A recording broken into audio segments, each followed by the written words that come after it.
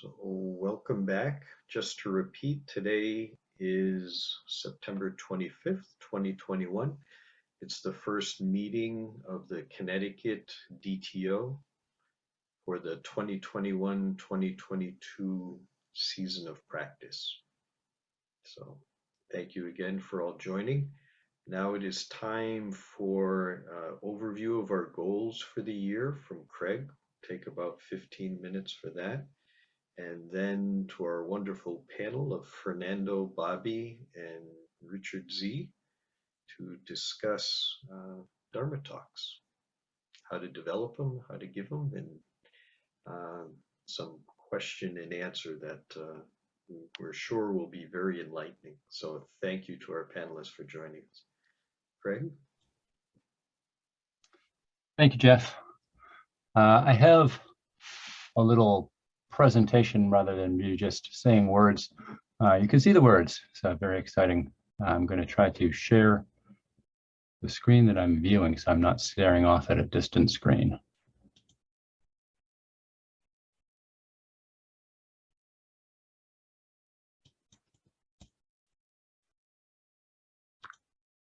Screen.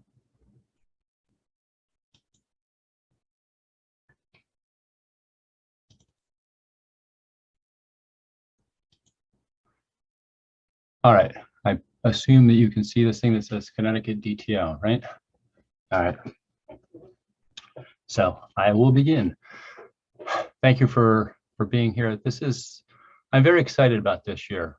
We have had, I think, in the Connecticut DTO, and I know other Sanghas, a long expressed desire to, well, I'll just say it I know, and others have no higher aspiration than to be good Dharma teachers. And I also know that, well, at times, while I have the potential to be a good Dharma teacher, I know that I am lacking in a lot of ways. And one of those ways is just skill, practice, experience. So how do we address that? Well, what we want to do with this year is to focus on exactly what the process is of a Dharma talk and identify what the skills are that we can improve and how we can improve them. We are, we as a group don't really know how to go about this. There's a surprising lack of information on how to give a Dharma talk out there. So this year is going to be kind of an exploratory investigation of what are the components, how do we improve them and put them together. It's going to be very participatory. We're going to ask the people that offer to give Dharma talks to kind of open up their process so that it can be shared to other people. And then we're going to let everybody that will attend the Dharma talks to participate in giving feedback and being part of the process.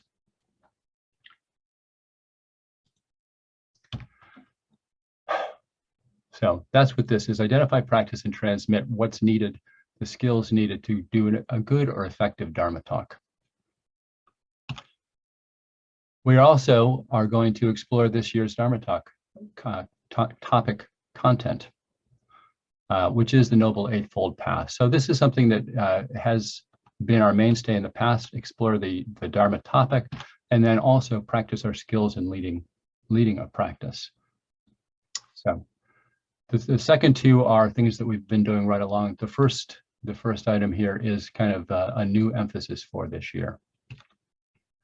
Taking these in reverse order, practicing our skills in leading a practice, we're going to have 7 more opportunities for people to step up and be bell master, do mokugyo, or whatever, take a leadership role in running a practice. So this is a great opportunity, and we will have signups available. So for the 7 remaining spots. We have people have expressed an interest in becoming more familiar with the ins and outs of being a bell master, and just there are, do you ring the bell once here or 3 times here? There are a lot of subtleties, and you really you want to be comfortable in doing it because you're setting the tone, and setting a tone of hesitancy and uncertainty is not good for for a practice. What I would like to do is actually come up with some flexible guidelines. I know in the Connecticut DTO, we have a sheet that says, here you do 3 bells and then, stop this and don't stop this. And as soon as something unexpected comes up, you're kind of lost. So I would like to have just like a general rules of how things should flow so you can be graceful. The second item, explore the contents of this year's Dharma topic. Again, the Noble Eightfold Path, which is incredibly deep, broad, and fundamental. What we're going to say, what we're allowing or setting as guidelines is that we're not prescribing a particular source to use. So whatever material on the Noble Eightfold Path that you would like to use, you're welcome to do that. Similarly, we're not saying what your talk necessarily is about. I mean, the basic tenets should be covered, but as we know, each one is very deep and also very wide. So it's your choice of what you want your talk to be about. Now, the different emphasis for this year, as I said, is to identify, practice, and then transmit the skills needed to give a good Dharma talk. I haven't mentioned the transmit part, but kind of in keeping with our Bodhisattva ideal, we're not doing this exploration just for ourselves. I mean, certainly we are doing it for ourselves, but a big goal of this year is to come up with something that people in the future will be able to use. So identify.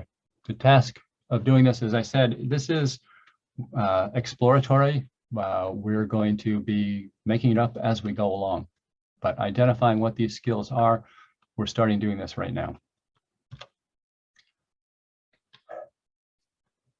So different things that I can think of how we'll actually accomplish this, sharing what we know, what we've learned, and what resources we value. I did give a link to just a simple document that I have of some things that I found, which I think there's some good stuff in there. I know that there's a lot more out there, and if anybody has anything that they think is worth sharing, let me know and I can add it, or we can think of a better way to share it. Let me know also. So the people that volunteer to be a presenter or offer to do a presentation are, what is the process of doing that? It varies across, across a wide range depending on the person. But what I've seen, at least from my point of view, is pretty much doing things in isolation. But we're encouraging people, if it works with their style, to not be in isolation. We have a lot of people that would be willing to, bounce ideas across, would gladly give critiques or just be an audience for a dress rehearsal. So Zoom is free. Everybody can have, 40 uninterrupted minutes of virtual time with somebody else. So we encourage people to take advantage of that. This is important, an important point here. I oftentimes have gone into a Dharma talk and I'm somewhat passive where I go and, I'm looking forward to it, but I sit there and people talk and I take it in and that's great and probably become engaged in it. But what we're asking for you to do now is, the talk that's coming up, think about what you do. How would you do this? What are the different aspects of it? How would you present this and the different subtleties? So go into it, go into the talk with your engines are kind of warmed up. And then deeply listen to the talk. Last year in Awake at Bedside, there was a little aside by Norman Fisher where he suggested as a technique, giving a talk, or in his example, it was to give a short Dharma talk, and then have 1 or 2 people in the audience echo back what they heard you say. No commentary, but just basically, it's an opportunity for the presenter to have immediate feedback on how what ideas they presented came across or how they came across. So we're going to give that a try this year and see how it works. I apologize for my PowerPoints. As we go on, the typeface gets smaller and smaller. So it's kind of like an eye test. The big thing that we're going to do this year is we're going to have, after the talk, we'll have our normal, we'll have the echo, but then we'll just go and have our normal Dharma topic discussion. So what the person just talked about, nothing about the actual teaching style or methods used at that time. But later, I mean, that day or the next day, we'll send out an open-ended questionnaire to everybody that was there and ask them some questions. A lot of them will be just open-ended. But what were your responses to the talk? How did it affect you? Do you have any suggestions for how it could have been better? All things like that. And then within a couple of days, those should all be sent back to us, and we will have a panel, and probably will be rotating members on this panel.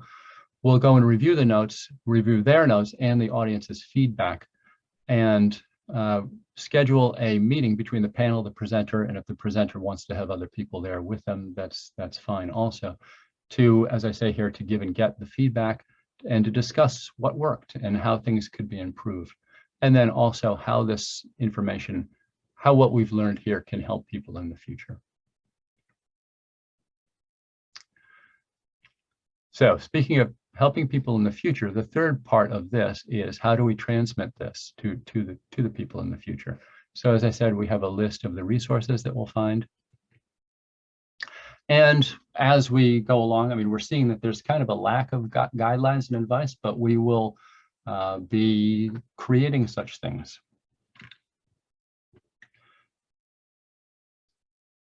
So what I see, what we see as the most successful strategy here is to, well, we have the opportunity to create 7 detailed case studies of how do you give a Dharma talk. And this is, I mean, a lot of this is going to be incumbent upon the person giving the Dharma talk, how willing they are to engage in this process. But ideally, this is what I see happening. So the teacher starts by thinking their meta level questions. Why are you doing this? What's your audience? What's your technique going to be? And all of these things. And we will, we will share some of the ideas that we've had of what these different aspects are. But think about this beforehand. So you go into it well considered. Along the way of creating your process, just jot down what your thoughts are going through, so that, as I say here, future teachers kind of have a window into what the process was for you. And then right before the presentation and right after the presentation, give capture your feelings. Where are you, and how do these things sit with you before and after? Then I guess I missed a step here. You give the talk. That's kind of a key component. The people then who attended the talk complete a survey, giving their feedback on how it sat with them as far as the actual style technique. Review committee meets, creates a summary of their views and the audience's views and suggestions. And then the committee meets, discussing the experience and the responses. They create a summary. And then we would anonymize all of this so that this record, this case history out there isn't specifically tied to you. And now we have it. We've got valuable resources for people to consult in the future. So that's it. We're back to the beginning. I forgot what I was going to say here. Oh, I know what I was going to say. This whole thing, these detailed steps are good in themselves, but the actual process of performing these steps, I think, will go a long way to making us as presenters and as audience a lot more mindful of the process. And that's probably just as important as the steps themselves. So I don't know if I exceeded my 15 minutes, but that's what I had to share. Thank you. Thank you, Craig.